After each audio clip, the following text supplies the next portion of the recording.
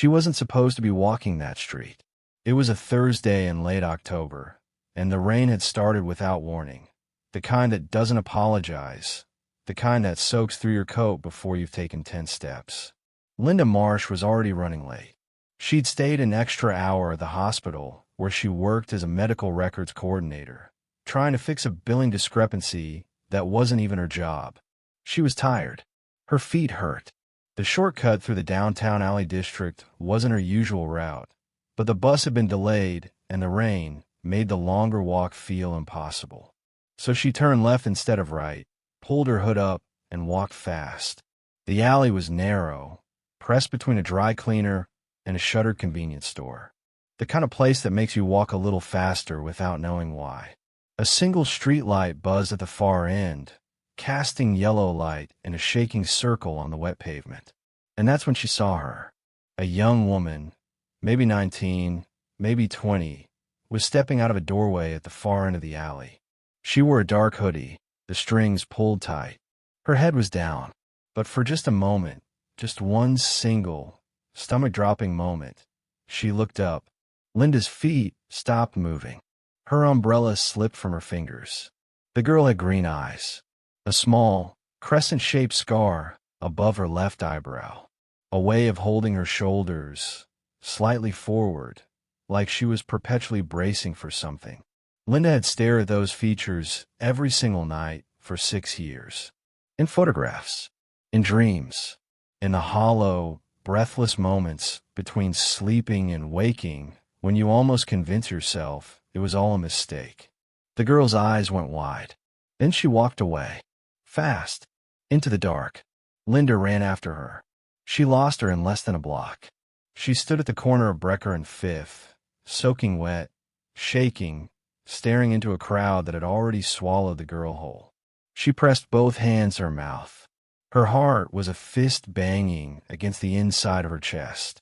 Because the young woman she had just seen, the one with the green eyes and the crescent scar, had been declared legally dead 18 months ago.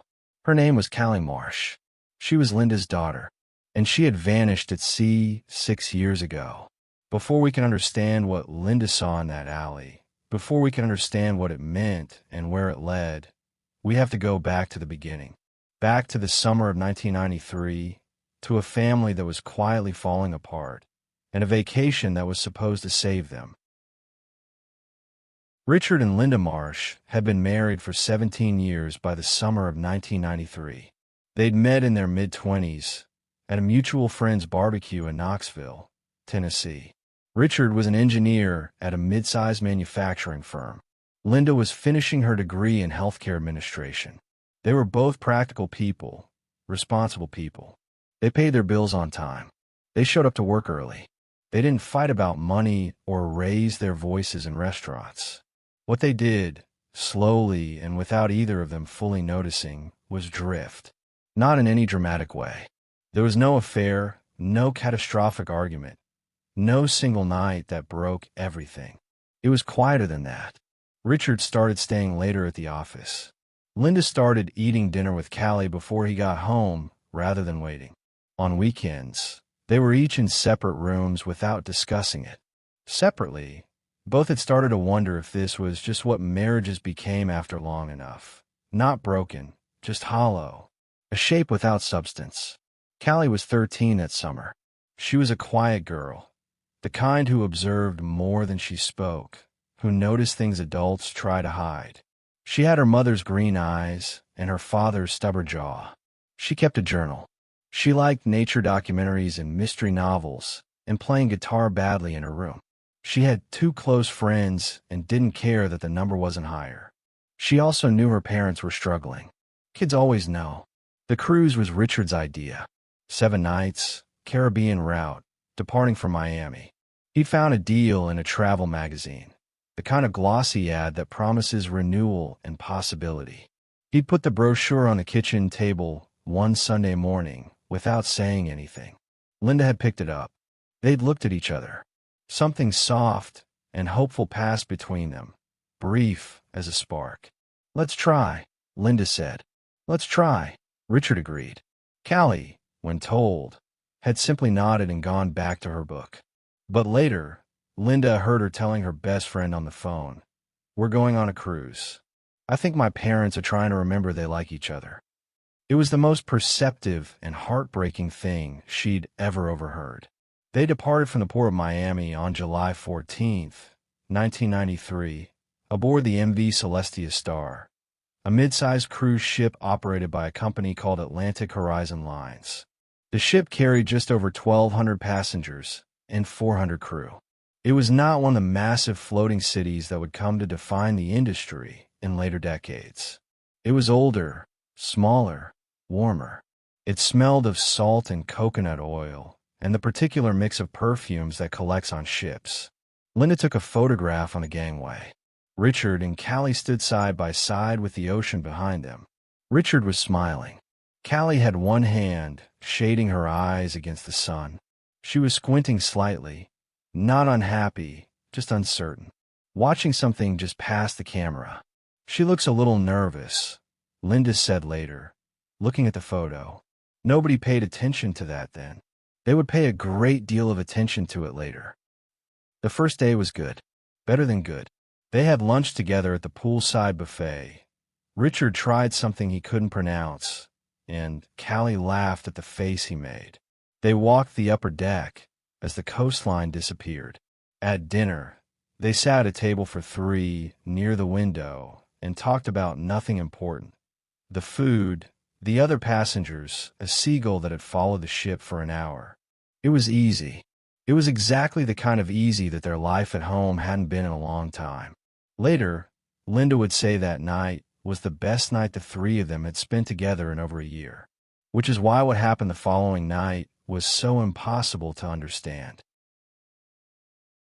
July 15th, 1993. Day 2 of the cruise. The ship had reached its first stretch of open water. No coastline visible in any direction. Just the Caribbean, glittering and indifferent. Richard and Callie had made a breakfast reservation for 8:30 a.m. They didn't show. That alone wasn't unusual. Linda had gone to the spa early and assumed they'd slept in. She didn't think twice about it until lunch, when the three of them were supposed to meet at the main dining deck. Richard and Callie weren't there. Linda waited 45 minutes. She checked the pool, the arcade, the library deck. She knocked on the cabin door. No answer. She got a crew member to open the door. The cabin was exactly as they'd left it that morning. Richard's glasses were on the nightstand. Callie's book was face down on the bed, spine creased to the halfway point. Their swimsuits were draped over the bathroom door. Richard's wallet was on the desk. His wallet was on the desk. Linda picked it up. His ID, his credit cards, $42 in cash. All of it sitting there in a room that smelled of sunscreen and slept in sheets. She sat down on the edge of the bed and pressed Richard's wallet between both palms. Then she wanted to find someone in charge. The ship's passenger services staff conducted the first round of announcements within the hour. Polite, low-key, framed as a routine check. Richard and Callie Marsh were paged over the ship's intercom. No response. A second round. No response. At 3 p.m., crew members conducted a full sweep of public areas. At 4:30 p.m., they accessed the cabin formally and logged the contents. What they found: 2 passports, both in the room safe. 2 sets of room keys on the dresser. Callie's journal under her pillow. The photograph from the gangway, which Callie had been keeping in her book as a bookmark. Their belongings were all there. They were not. The balcony door was closed and latched from the inside. There were no signs of struggle anywhere in the room. The ocean outside was calm. By nightfall, the ship's security team had expanded the search to every public space, every service corridor that passengers had access to, every deck. The captain had been notified. A distress protocol was initiated. The U.S. Coast Guard was contacted. They were still within range of coordinated search coverage. The ocean search found nothing. Not a life jacket. Not a shoe. Not a piece of clothing. Nothing. Linda spent that night in the main passenger lounge because she couldn't make herself go back to the cabin. A female crew member named Rosa sat with her for most of it. Linda didn't cry much. She described it later as a kind of full-body numbness, like her brain had reached the outer boundary of what it could process, and simply stopped. She kept thinking about Callie's book, the way it was face down, spine creased, as if she'd stepped away from it for just a moment and planned to come right back. When the ship docked, law enforcement was waiting. The case immediately attracted multiple jurisdictions, U.S. federal authorities due to the American passengers, maritime law agencies, the cruise company's legal team, and eventually Interpol on the international leg. What they all agreed on was simple. Richard and Callie Marsh had been aboard the ship and were now missing. What they could not agree on was why. Atlantic Horizon Line's official preliminary statement used the phrase possible accident, which Linda's attorney challenged within 48 hours as premature and irresponsible. The company's second statement softened to circumstances under investigation. Their legal team arrived before the investigators. The working theories, at least initially, were what you'd expect in a maritime disappearance. First, accidental fall overboard. Both passengers, together, falling from an unlocked deck area. The problem with this theory was the absence of any physical evidence. No disturbance on any railing. No personal items found near water access areas. No alarm triggered. Second, voluntary jump. A joint decision to go overboard. This was the theory Linda fought hardest against, and not just for emotional reasons. Investigators found no financial irregularities, no life insurance policy recently increased, no note, no prior mental health crises on record for either Richard or Callie. Nothing in the ship's phone logs, which Linda had requested access to, showed any distress communication. Their dinner reservation the previous night had been made for the following evening. You don't make a reservation for tomorrow night if you're planning to die tonight. Third, foul play. This theory didn't have much traction in the early days. It felt too dramatic, too cinematic for a mid-1990s cruise ship investigation. But it had something the other theories lacked. It had a thread. During the investigation's first week, a crew member came forward with something that hadn't been mentioned in any initial statement. He was a young maintenance worker named Tomasz, early 20s, Polish national, working his first year on the ship. His English was decent but careful. He had clearly weighed, for several days, whether to say anything. What he told investigators was this: 2 nights before the disappearance, he'd been working a late maintenance shift on Deck 4. Around 11:45 p.m., he'd seen Richard Marsh near the service elevator, an area passengers weren't typically in. Richard wasn't alone. He was speaking quietly and quickly with another man. The other man was wearing a crew uniform. He was tall, heavy-set, and had a close-cropped beard. The conversation looked tense. Not violent, but tense, like men discussing something with weight to it. Investigators cross-referenced every crew member matching that description. No match. They pulled the crew manifest. They checked the uniform sign-out logs. They interviewed department supervisors. No crew member matching Tomasz's description had been on duty in that area that night. When security checked the ship's keycard logs for the service elevator on Deck 4 at 11:45 p.m., there was an access record. The car number didn't match any registered crew member. It matched a maintenance car that had been reported missing 3 weeks earlier. Deck 4 of the MV Celestia Star was a functional level, not for passengers. It housed laundry facilities, storage, engineering access corridors, and, at the far end, a maintenance passageway that led, via a set of metal stairs, directly to the lower deck loading bay. The loading bay was used for cargo intake when the ship was in port. During voyages, it was sealed and inactive, or was supposed to be. Ship logs recovered during the investigation showed that the loading bay's maintenance access door had been opened at 2:14 a.m. on the night Richard and Callie disappeared. No footage existed of the door. The camera covering that corridor had been manually repositioned, tilted upward toward the ceiling, at some point in the preceding 48 hours. The timestamp on the repositioning had not been logged. This was attributed, internally, to a camera malfunction, which investigators found to be a deeply unsatisfying explanation. No alarm had triggered when the door opened because the alarm had been deactivated manually with a maintenance override code. The override code had been changed the week before the voyage. Only 4 people held the new code. All 4 were interviewed. All 4 gave accounts placing them elsewhere at 2:14 a.m. 2 had verifiable alibis. 2 did not. The investigation stalled. Investigators pushed on the question of motive. Who would want to harm a mid-career engineer from Knoxville and his 13-year-old daughter? Richard had no criminal record, no gambling debts, no known enemies. He wasn't wealthy enough to be a ransom target in any organized sense. Callie was a child with no enemies. But here is what investigators found when they dug deeper into Richard's recent history. Something they hadn't found before because no one had thought to look. 2 months prior to the cruise, Richard had been involved in a minor subcontracting dispute at work. His firm had won a bid that another company had expected to receive. It was a government-adjacent contract. Nothing classified, nothing dramatic. Standard manufacturing. But the company they'd edged out had ties, through a third-party vendor, to a shipping operation with connections to organized crime activity in the Gulf region.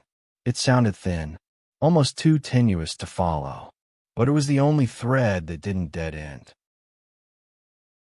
There is a phrase investigators in the 1990s used carefully, in private, when discussing certain disappearances in maritime corridors. Transferred. Not killed. Not drowned. Transferred. In the late 1980s and early 1990s, several organized crime networks, primarily operating in the Gulf of Mexico and Caribbean Basin, had developed logistics chains that exploited the gap between maritime law enforcement. Ships in international waters existed in a complicated legal gray zone. Cargo transfers at sea, at night, between vessels, left minimal documentation trails. Port stops in certain jurisdictions were notorious for customs procedures that existed mostly on paper. Human trafficking in this era was underreported, underinvestigated, and devastating in its efficiency. The networks that operated these routes were patient, organized, and had long learned how to move people, particularly women and children, with the same operational discipline they applied to moving drugs or contraband. The theory, as investigators began to quietly articulate it, Richard had been threatened in connection with the contract dispute. The cruise represented an opportunity. Either both he and Callie were taken as leverage, or something more sinister had been arranged, a transaction that had been negotiated before they ever stepped on the ship. Linda was never told this theory directly. She was told there were several lines of inquiry being pursued. She was told the case was active. She was given phone numbers that rang and rang. Meanwhile, the ship completed its voyage. Atlantic Horizon Lines issued a formal statement of condolence and offered a full refund of the cruise cost. That offer was declined. Linda hired an attorney, then a private investigator. She spent the first year going through every financial record, every phone call, every colleague of Richard she could find. She went to Miami 3 times. She wrote to the FBI. She gave interviews to 2 newspapers. She printed flyers with Callie's photograph and a phone number. The calls she got were from people who meant well and knew nothing. By year 3, Linda was still working, still looking, but the sharp, urgent edge of the search had begun to blur with exhaustion and grief. By year 5, she had begun, in secret because saying it out loud felt like abandonment, to construct a version of reality she could survive in, one where they were gone, where looking for them wasn't the same as bringing them home. By year 6, she applied to the court for a declaration of presumed death. It was granted, and then, 3 months later, she walked down the wrong street in the rain. The forensic image comparison wasn't a match in the way fingerprint matching is a match. Facial analysis in 1999 was still a young discipline. not the computational recognition systems of later decades, but a careful, manual comparison of proportional measurements and feature characteristics conducted by trained analysts. The analyst report used the word consistent, the structure of the nose, the spacing of the eyes, the curve of the brow, the shape of the jaw, all consistent with the photographs of Callie Marsh at age 13, allowing for 6 years of aging and the change from adolescence to early adulthood. The scar above the left eyebrow, crescent-shaped, visible even in the grainy footage, had been noted in Callie's records from a childhood bicycle accident at age 9. Consistent. Detective Okafor reopened the file. The investigation that followed was quiet by necessity. Okafor didn't want to alert anyone who might be watching. If the girl was alive, if someone had been hiding her, then a loud, visible investigation could make her disappear again. Instead, he worked backward from the alley. Who used that doorway? Who lived or worked in that part of downtown? It took 11 days. A landlord 2 blocks from the alley had recently rented a room to a young woman. Early 20s, he said. Quiet. Paid in cash. Called herself Nora. The physical description matched. Okafor didn't send a patrol car. He went himself, plain clothes, with a social worker. The room was on the 3rd floor. He knocked. After a long silence, the door opened. She was thinner than her photographs. Her hair was darker, cut short. She was wearing an oversized sweater and holding the door with both hands as if she might close it at any moment. She looked at Okafor, then at the social worker, then past them both, as if checking the stairwell. Are you Nora? Okafor asked. A pause, long enough to hold a whole history. Who's asking, she said. Her voice, low, cautious, with the faintest trace of a southern lilt, made the social worker beside Okafor go very still.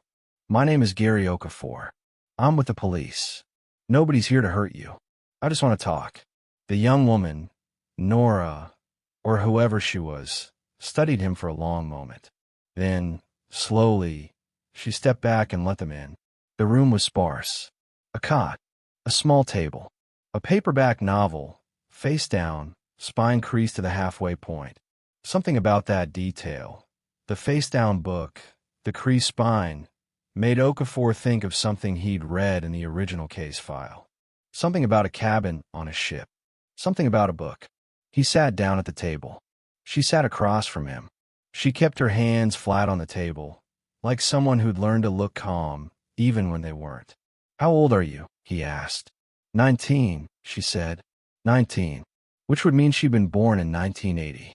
But Callie Marsh had been born in 1980. The ages lined up, but she was claiming an identity that didn't match anyone in the system. No last name initially offered. No record under Nora in any database. When Okafor gently asked where she was from, there was a long silence. I don't really remember, she said. And the way she said it, not defensive, not rehearsed, but quiet and slightly ashamed, like someone confessing something embarrassing, made him sit forward. What do you mean you don't remember? She looked down at the table. I mean, I don't have much before I was about 14. 15 maybe. I know that sounds. She stopped. I know how that sounds. The psychological evaluation was conducted over the following 2 weeks by a forensic psychologist named Dr. Miriam Chu, who had experience with trauma and dissociative conditions. The young woman, who asked to continue being called Nora during the process, was cooperative, careful, and consistent. Her earliest clear memory was of a building near water, a warehouse or a storage facility, the smell of salt and diesel. She remembered sleeping on a cot, other people around her, a man who spoke little English and gave them food twice a day. She didn't know how she'd gotten there. She didn't know where there was. She remembered a woman, younger, perhaps late 20s, who'd eventually taken her to a city. She'd been told, in a mix of languages she only partially understood, that she'd been found near the coast, that she had no documents, that someone would come for her. No one came. The woman, whose name Nora didn't know, had essentially set her up in a room in a city that Nora later determined was somewhere in the American South, based on years of cross-referencing what she remembered with geography she'd since learned. She'd been given a false name and a rough birth date. "Did you ever try to find out who you really were?" Okafor asked. She met his eyes. "I think I was scared of what I'd find." Dr. Chu noted in her report that Nora's memory loss was consistent with dissociative amnesia, a condition associated with severe psychological trauma, rather than any organic cause. There were no signs of brain injury. There was no medical history anyone could locate. There was, instead, the profile of someone whose mind had done the only thing it knew how to do with an overwhelming event. It had sealed the door. The DNA test was handled carefully. Both Linda and Nora were informed of what it might mean, and both consented. The results, when they came, were complicated. There was a biological relationship, clear, measurable, statistically significant. But the match was partial, not the full profile that would constitute conclusive mother-daughter identification under the standards then in use. The lab ran it 3 times. Same result. The lead scientist offered 2 explanations. Laboratory error. Possible, but unlikely given the consistency across 3 runs. Or a condition called mosaicism, in which a person's DNA expression varies across different cell types due to a mutation event during early development. It is rare. It is real. It complicates genetic identification. Or, and this was the possibility nobody said directly, it was the wrong person. The scar could be coincidental. The facial similarities could be the brain's pattern-seeking operating on grief. 6 years was a long time. Linda had been desperate for a long time. But Linda had sat across from this young woman in a small room with a face-down book and a southern lilt in green eyes that she had looked into 4,000 times in photographs and dreams. "It's her," Linda told Okafor. "I know it is." He didn't argue. He didn't agree. He kept working. The international investigation that reopened in the wake of the sighting spread across 4 countries and 3 law enforcement agencies. It moved slowly, as international investigations do. It snagged on jurisdiction and protocol, and the deeply inconvenient fact that several key records from Atlantic Horizon Lines had been routinely destroyed, per company policy, after 7 years. The company had been acquired in 1997. Its prior executives were dispersed. The MV Celestia Star had been sold to a Greek shipping company and subsequently decommissioned. The records that survived were fragmentary. But investigators, following the thread of the unregistered crew card and the maintenance corridor, eventually identified a former ship employee, a man who had worked logistics and cargo coordination for Atlantic Horizon Lines in the early 1990s. He had been arrested in 2001 on unrelated charges, fraud and conspiracy in connection with a different cargo operation.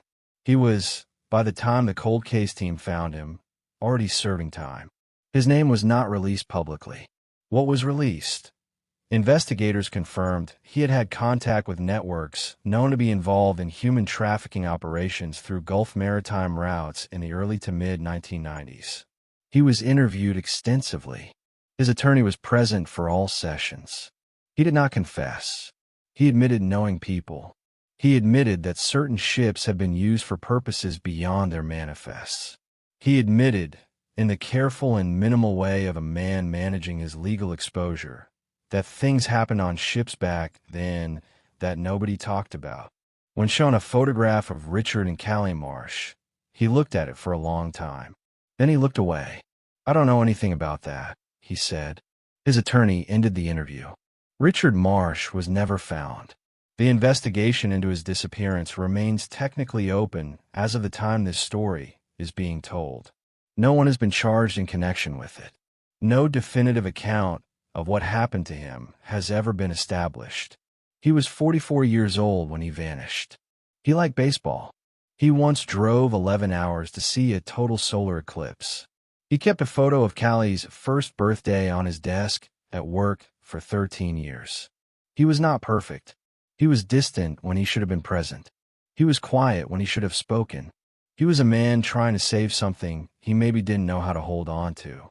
But he did not deserve what happened to him, whatever it was. 2 months after the investigation reopened, Nora made a decision. She chose not to pursue further genetic testing. She did not explain her reasoning fully, not to investigators, not publicly. She told Dr. Chu only that she needed time, that the process of excavating a past she couldn't remember, in front of systems and procedures and legal frameworks, felt like being asked to understand a story told in a language she only half spoke. She asked for privacy. Investigators had no legal basis to compel further testing. She had broken no law. She was an adult. She cooperated with the investigation to the extent she was able, which was limited by what she remembered, which was limited by what her mind had sealed away.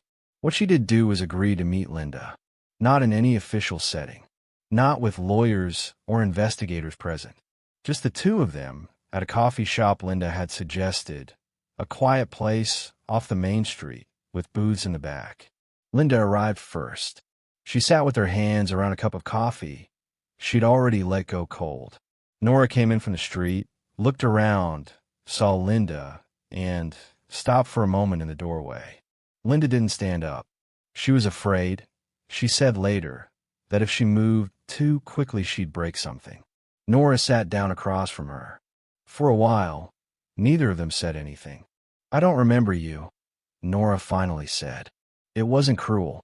It was just what was true." Linda nodded. "I know. I want to. I've been trying to." A pause.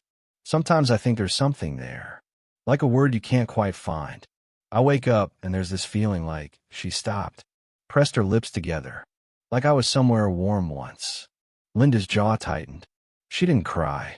She said later she'd made herself a promise that she wouldn't, that she didn't want this young woman to spend their first meeting managing someone else's grief.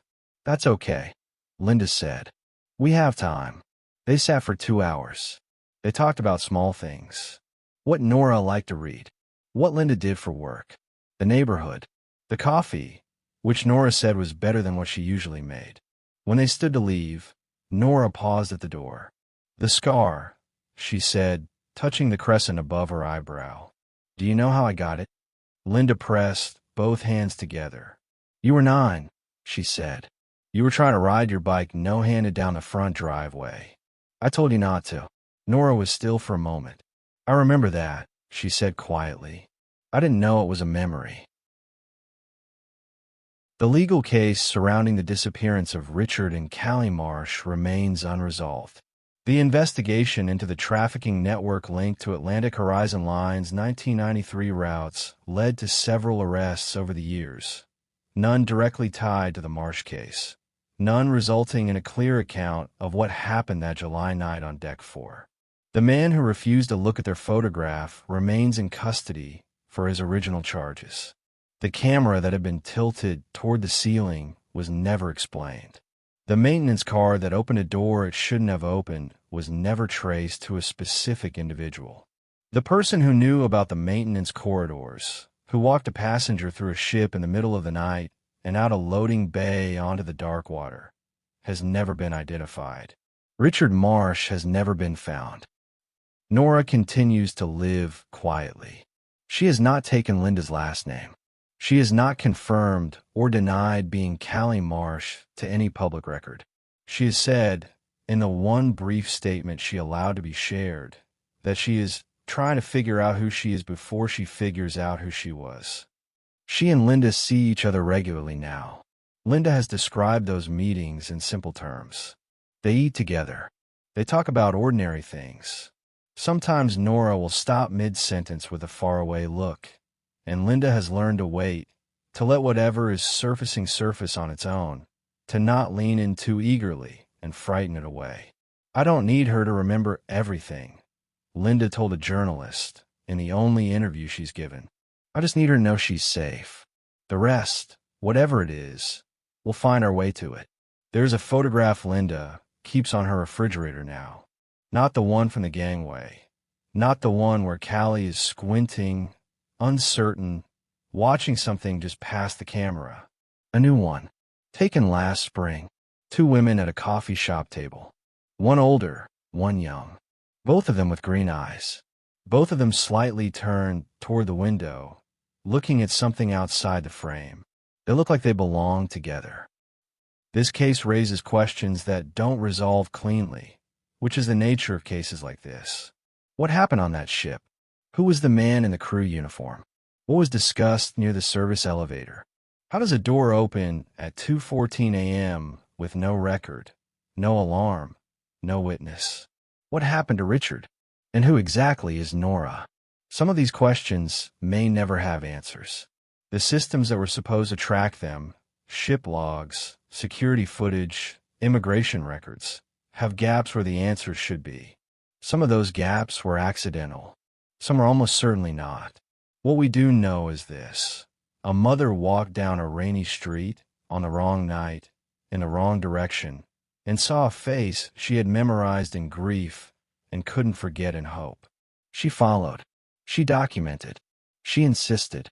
She sat in a coffee shop and didn't move too fast and didn't push too hard and gave a young woman who didn't remember her the thing she needed most.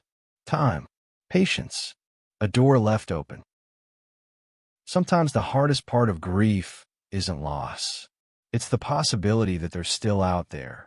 If you saw someone you'd lost, walking out of an alley in the rain, would you follow them?